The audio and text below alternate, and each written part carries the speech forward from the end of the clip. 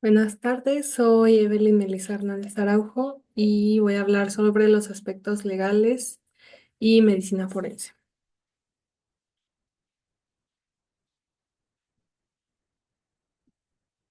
Bueno, mm, este es nuestro temario, son 4 puntos. El primero es el acto médico, el segundo es la práctica médica y marco legal, el tercero es la lex artis médica y por último, pero no menos importante, el expediente clínico y la norma 004 del 2012. Entonces, primero vamos a hablar sobre el acto médico. El acto médico es toda actividad lícita, actividad considerada legal, desarrollada por un médico legítimamente capacitado, ya sea en un aspecto asistencial, docente, investigador, pericial, entre otras, orientado a la curación de una enfermedad, al alivio de un padecimiento o promoción integral de la salud. Se incluyen el diagnóstico, el tratamiento, entre otros. Entonces, como tal, el acto médico está llevado o es una acción de un médico mm, que fue bien entrenado y estas actividades pues son los diagnósticos, tratamientos y todo ese tipo de actividades. El artículo 32 de la Ley General de Salud establece que es un conjunto de servicios que se proporcionan al individuo con el fin de proteger, promover y restaurar su salud. Las acciones son la prevención, el tratamiento y rehabilitación, entre otras actividades.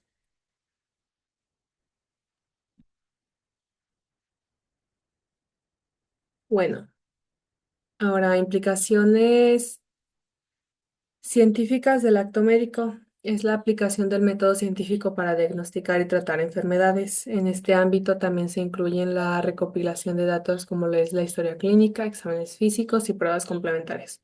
Como sabemos, la forma en cómo trabaja un médico pues es por medio del método científico. Él va a buscar, va a observar en el paciente para, para ver qué es la enfermedad que tiene. Entonces observa, plantea una hipótesis que sería como el diagnóstico que se tiene pensado y después va a ayudarse con herramientas como laboratorios o estudios de imagen para decir si la hipótesis fue verdadera o falsa. Entonces, como tal, utiliza el método científico. Es la base. Bueno, ahora vamos a hablar de las implicaciones éticas o principios de bioética. Tenemos 4 principios, que el primero es la beneficencia, que es la búsqueda del bienestar del paciente. La segunda, que es no maleficencia, que significa pues no producir daño, prevenir el daño. La tercera es la autonomía, que es el respeto de las decisiones del paciente informado. Y por último es la justicia, que todas las personas deben ser tratadas por igual y sin discriminación.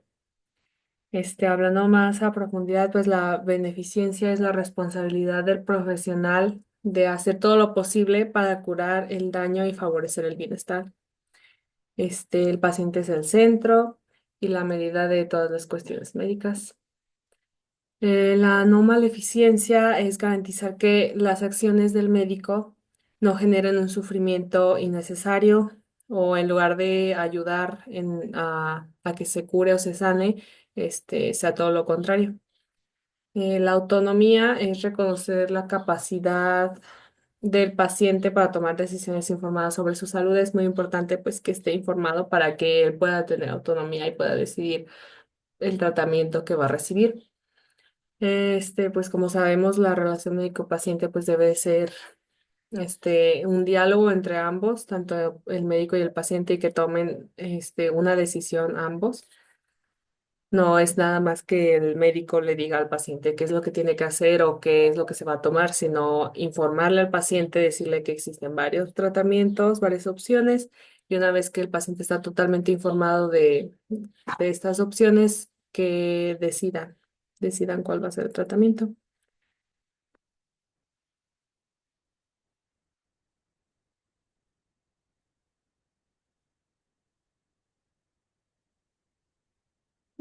Y bueno, Me faltó, la información pues tiene que ser clara y comprensible sobre el diagnóstico, las opciones del tratamiento, los beneficios y riesgos asociados y alternativas disponibles. Ahora sí, continuamos con implicaciones legales. Bueno, seguimos con implicaciones legales, pero vamos a hablar sobre la responsabilidad social. La obligación moral del médico es reparar un daño causado por sus acciones profesionales. Ok, aquí vamos a plantear un escenario donde el médico hizo alguna falta y por lo tanto va a tener una responsabilidad profesional y hay varios tipos de responsabilidades. Entonces, la obligación moral del médico es reparar un daño causado por sus actuaciones profesionales. Este daño puede ser causado consciente o inconscientemente y existen cuatro delitos culposos. La impericia, la imprudencia, la inobediencia a reglamentos y la negligencia. Bueno, ¿qué es la impericia? Es la falta de sabiduría, experiencia o habilidad. Entonces, es cuando un médico decide dar un tratamiento o hacer alguna maniobra de la que no, pues de la que no sabe. O sea, por ejemplo, hacer una punción lumbar cuando, si el médico no conoce que existen contraindicaciones de hacer una punción lumbar en ciertos casos y él decide hacerlo y por lo tanto el paciente se agrava o incluso llega a fallecer, pues sería una impericia porque ese doctor realmente no tenía la sabiduría para hacer ese procedimiento ni en qué casos se tiene que hacer. Bueno, luego sería la imprudencia, que es realizar actos sin meditación o con exceso de confianza para causar daño a su paciente. No previene las acciones que puedan ocurrir si se realizan con rapidez o falta de experiencia.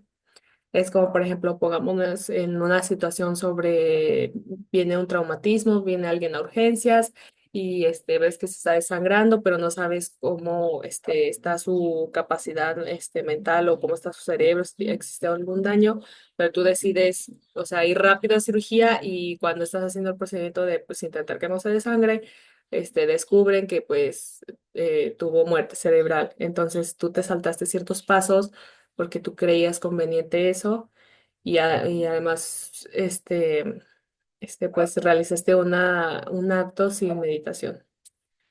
La inobservancia de reglamentos es realizar una acción que no es negligente o impericia, pero va en contra de los reglamentos de la institución. Esto es como algo más interno que pase en casos más específicos de la institución donde el médico se encuentre.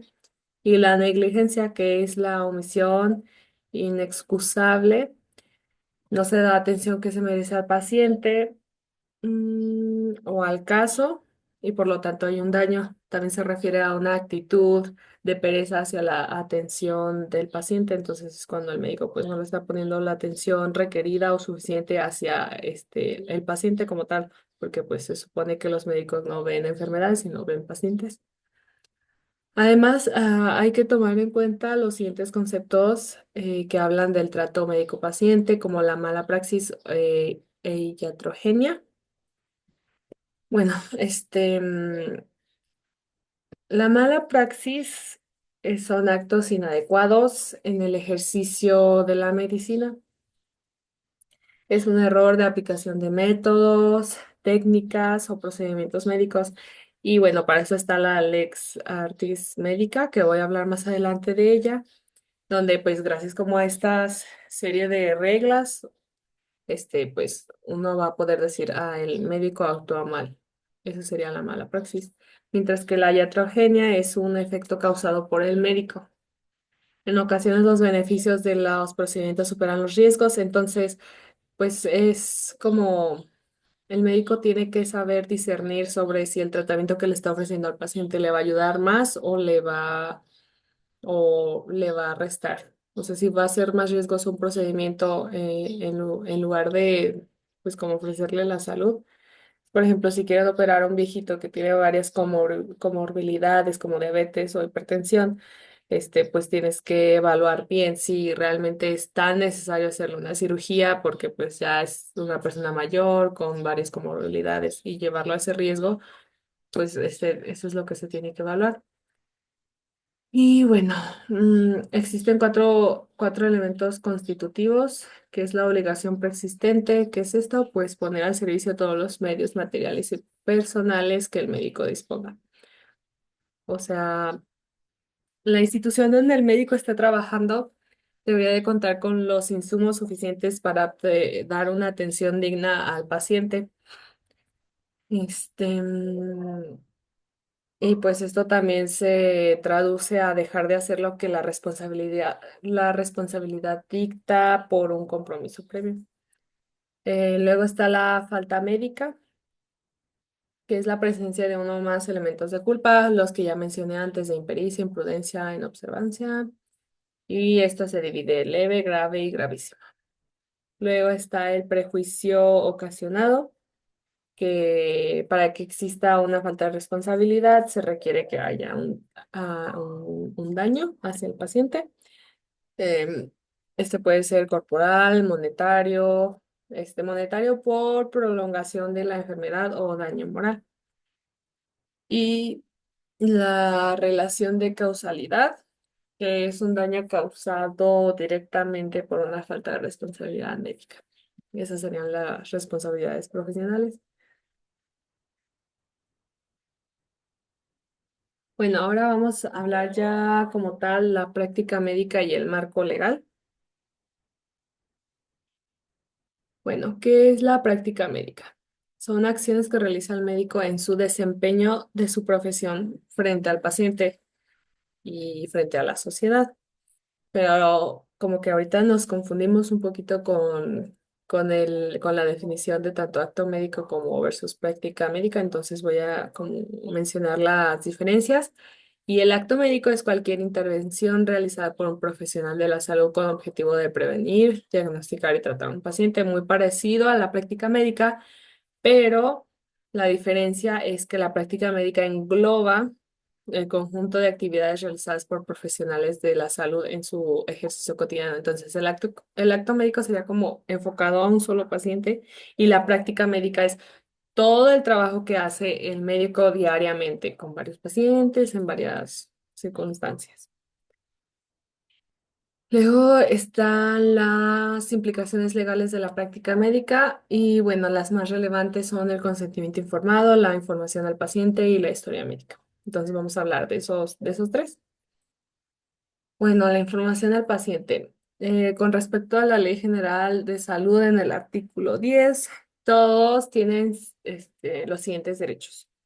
Que se le dé en términos comprensibles a él y a sus familiares, información completa y continua, verbal y escrita sobre su proceso, incluyendo el diagnóstico, pronóstico y alternativas de tratamiento.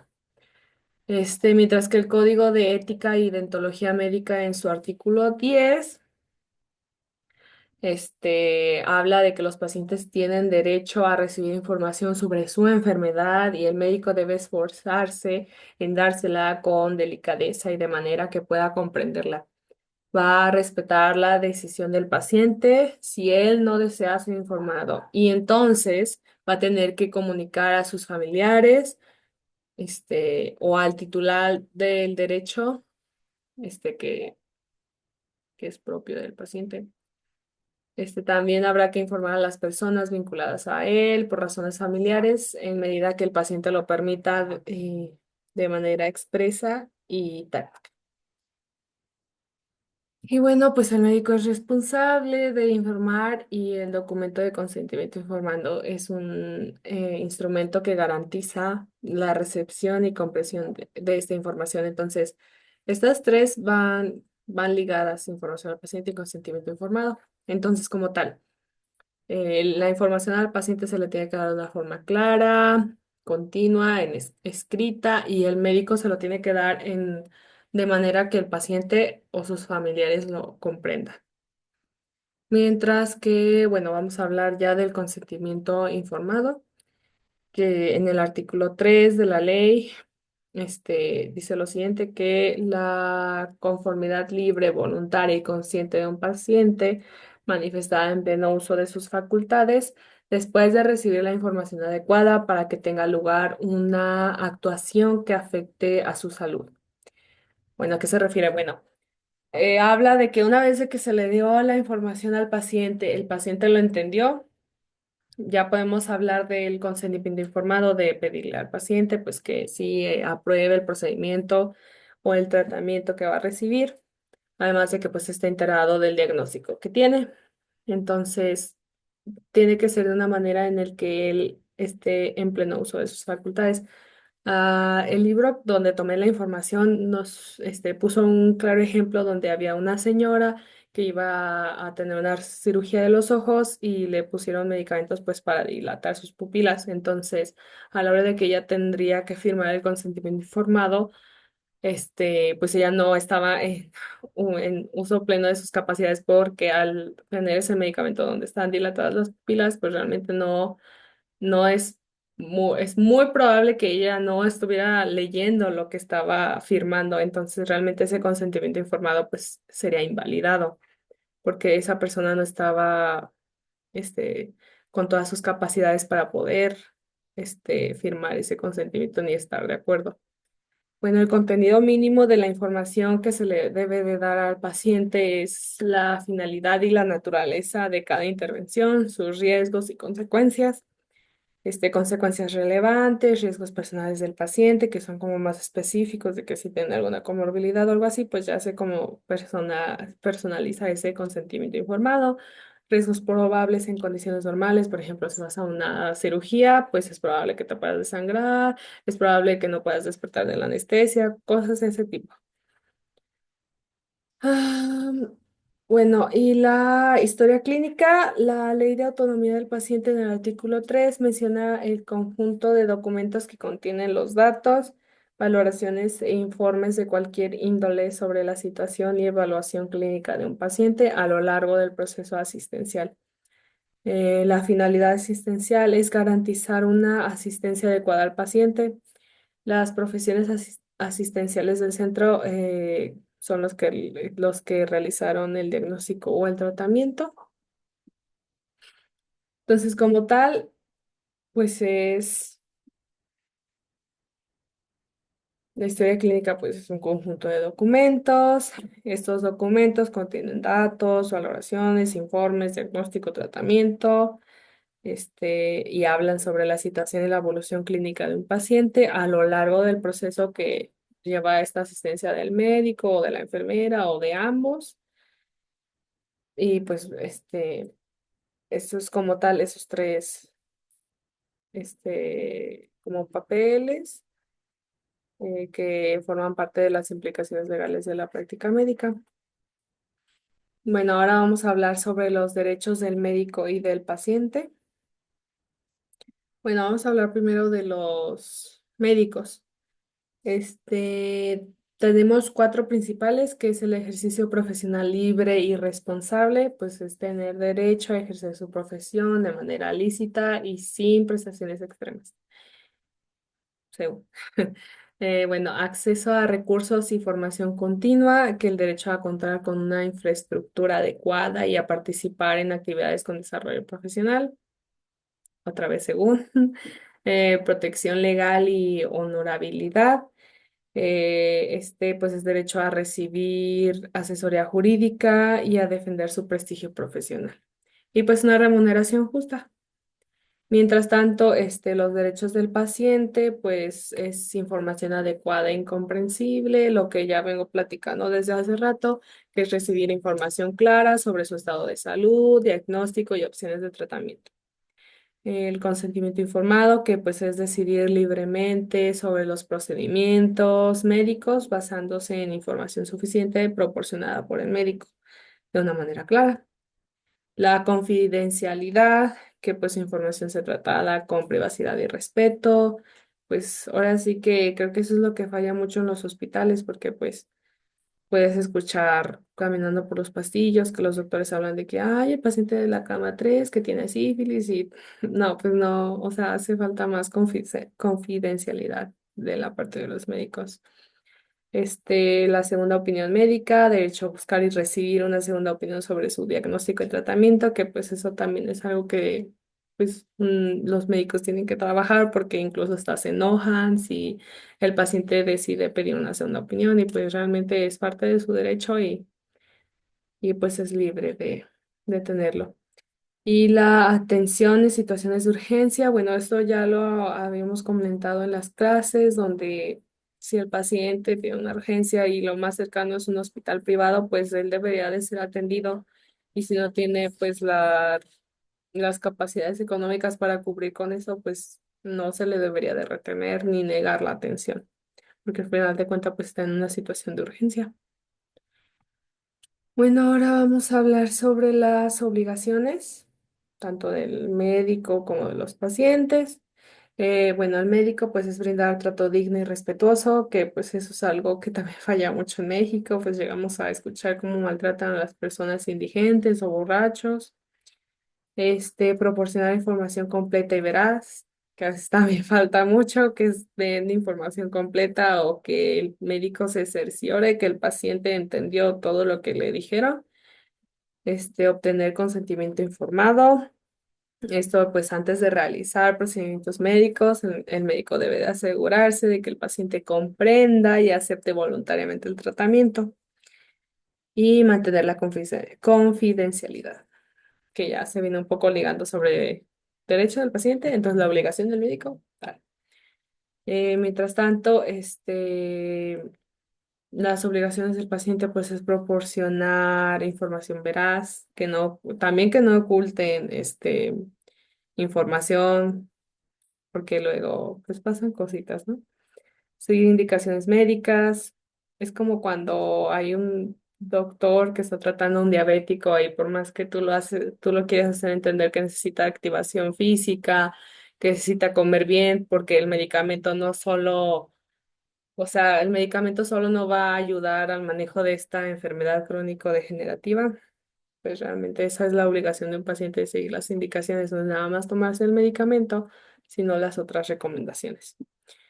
Respetar horarios y citas, esto también pasa mucho. Yo he visto mucho que pasa, pero tiene más daño o tiene más efectos hacia un médico en el ámbito privado, de que pues tú ya agendaste una cita y ya no viene y pues tú ya perdiste, o sea, el médico perdió ese tiempo y pues también pasa en el ámbito público. Entonces, pues sí, sí es una obligación importante del paciente respetar horarios y citas y pues cumplir con las normas del establecimiento de salud. Bueno, ahora vamos a hablar sobre la confidencialidad, consentimiento informado y secreto médico. Entonces, ¿qué es la confidencialidad?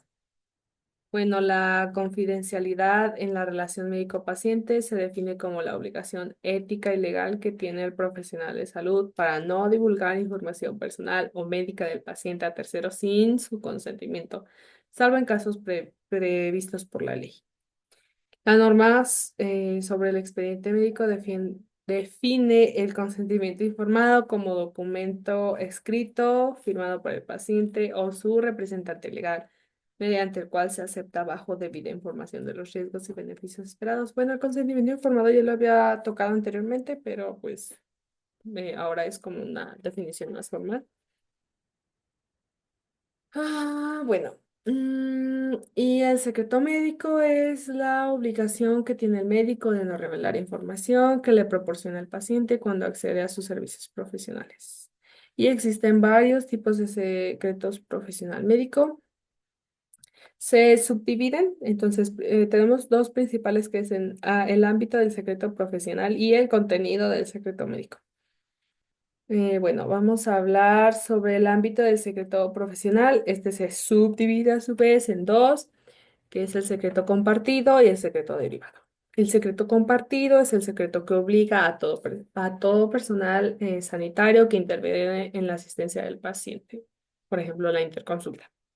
Entonces, el secreto compartido es de que si un médico familiar hace una interconsulta hacia psiquiatría, las dos personas que intervinieron en el tratamiento o en la atención a a este mismo paciente, pues los dos tienen que guardar secreto. Y el secreto derivado que obliga al personal no sanitario, que no necesariamente va a tener acceso a la historia clínica del paciente, y pues son administrativos, secretarios, etcétera. Entonces son personas no médicas que pues están como manipulando la información del paciente. Ellos también tienen que tener que guardar el secreto. Bueno, mientras tanto, en el contenido del secreto médico se subdivide en secreto absoluto y secreto relativo. El secreto absoluto consiste en mantener la postura de que el médico jamás puede revelar informaciones relativas del paciente. Entonces, como tal, el secreto absoluto es como no decir nada, nada, nada, nada, nada. Mientras que el secreto relativo, el médico debe seguir siendo fiel a las confidencias y a la información recibida de su paciente, salvo en casos en los que no revelar dicha información se puede derivar grave daño para el paciente. O sea, si es algo muy importante, pues lo tiene que compartir. Como, no sé, por ejemplo, el paciente tiene cáncer y se va a morir de que a un mes, pues es importante informárselo, ¿no? Porque luego hay veces donde los pacientes se pueden negar a no recibir esta información.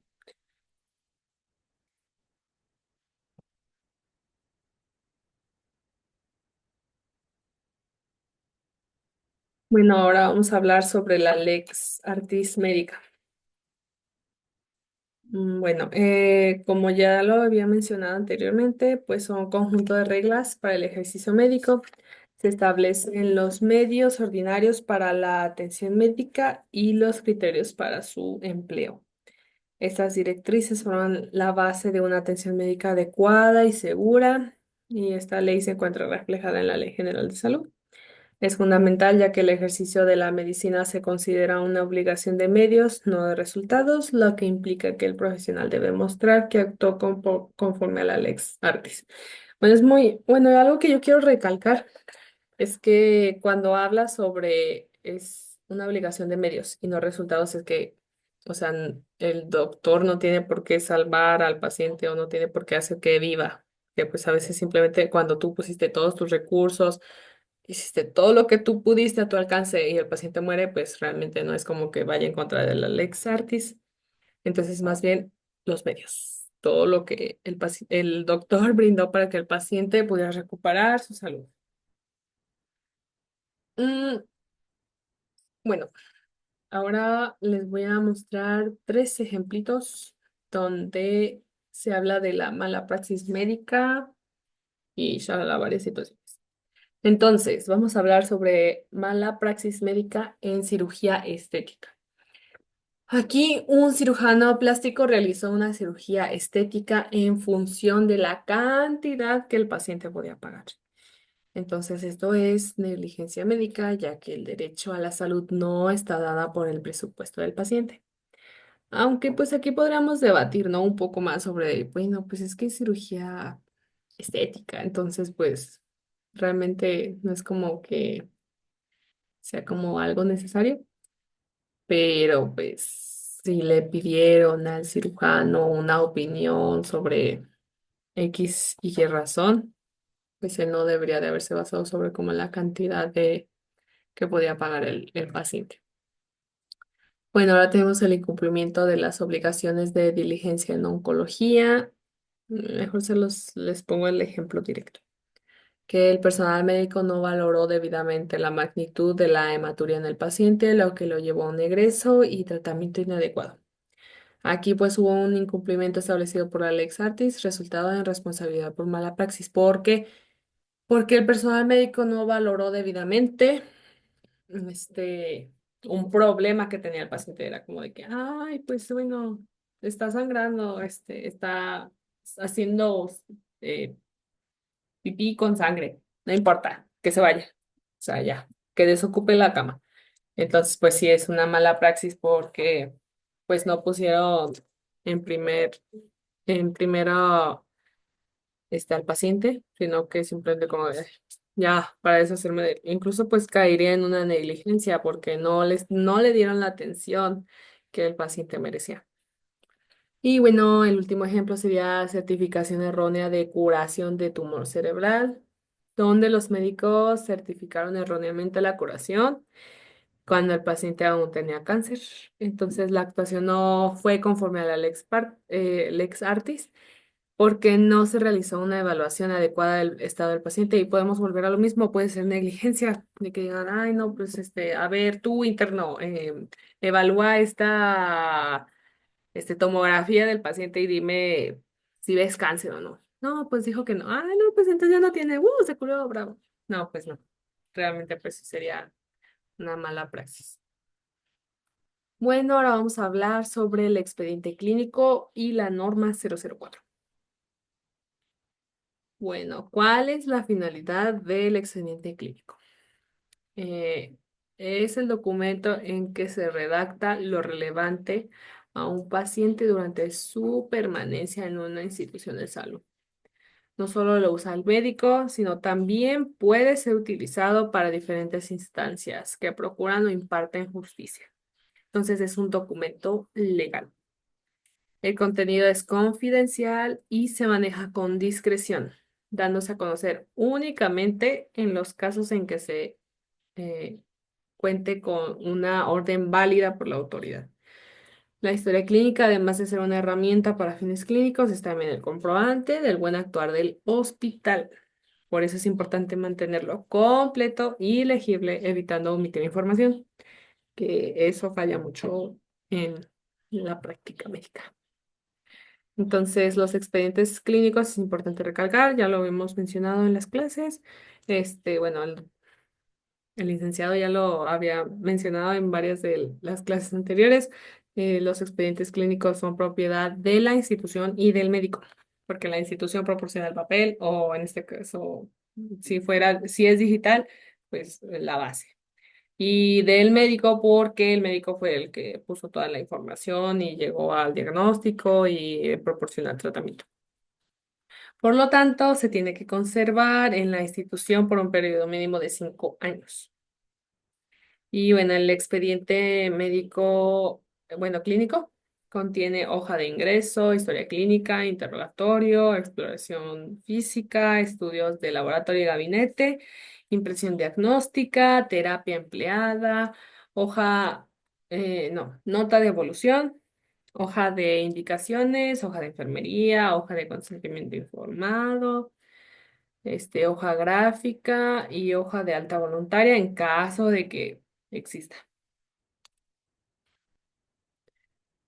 Bueno, mientras tanto, ¿qué dice la norma 004 sobre el contenido obligatorio de la historia clínica?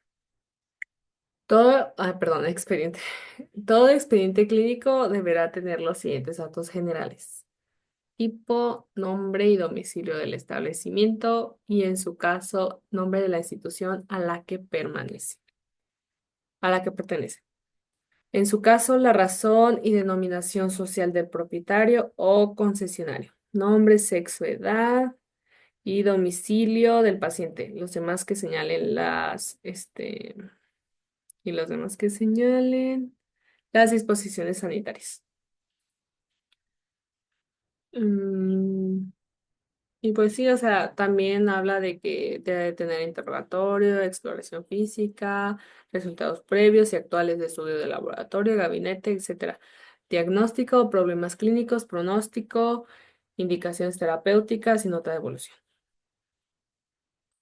Bueno, ¿cuál es la responsabilidad legal del personal médico? El médico, así como otros profesionales o profesional técnico que intervengan en la atención del paciente, tendrá la obligación de cumplir las disposiciones de esta norma de forma ética y profesional. Entonces, todo personal, de la salud o técnico que intervenga en la atención del paciente tiene que cumplir con lo siguiente.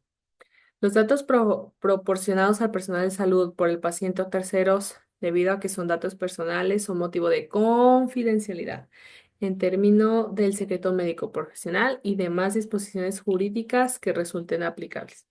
Únicamente podrán ser proporcionados a terceros cuando, mediante la solicitud escrita del paciente sea debidamente autorizado. Eso es lo que dice la norma. Mm, Los profesionales de salud están obligados a proporcionar información verbal al paciente, a quien ejerza La patria potestad, representante legal, familiares, autoridades. Cuando se requiera un resumen clínico u otras constancias del expediente clínico, deberá ser solicitado por escrito. Ah, bueno, consecuencias legales por omisiones o alteraciones. Aquí hay cuatro responsabilidades: administrativa, civil, penal y ética y profesional. La primera son las sanciones que pueden incluir multas económicas, suspensión temporal o definitiva del establecimiento y clausura del mismo. La civil es el prestador de servicios puede ser demandado por daños y perjuicios, se puede imponer indemnizaciones económicas por negligencia médica o mala praxis. Y la responsabilidad penal, si la alteración fue para ocultar negligencia, encubrir errores o fraude, se puede configurar delitos como falsificación de documentos, responsabilidad profesional por negligencia, incumplimiento o fraude. Y la cuarta y última, que es la responsabilidad ética y profesional, pues los comités hospitalarios o estudiantes pueden iniciar, o perdón, los comités hospitalarios o estudiantiles pueden iniciar procesos éticos, ya sea amonestaciones o suspensión o cancelación de la cédula profesional.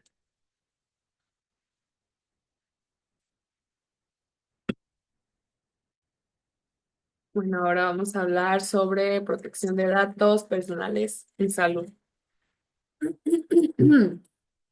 Ellos. Bueno, existen cuatro, que es la confidencialidad, acceso restringido, consentimiento informado, almacenamiento y resguardo. Aquí se está repitiendo mucho la confidencialidad y consentimiento informado, pero pues para que quede bien claro y que es sumamente importante. Bueno, la confidencialidad es la obligación de resguardar la información contenida en el expediente clínico. El acceso restringido es que solo el personal médico tratante o personal de salud relacionado con la atención del paciente puede acceder al expediente. El consentimiento informado, pues antes de compartir datos personales del paciente se debe de contar con el consentimiento escrito. Y el almacenamiento y resguardo, pues lo que ya había mencionado, que el expediente clínico se tiene que resguardar por lo menos 5 años. Bueno, ahora vamos a hablar sobre medicina forense.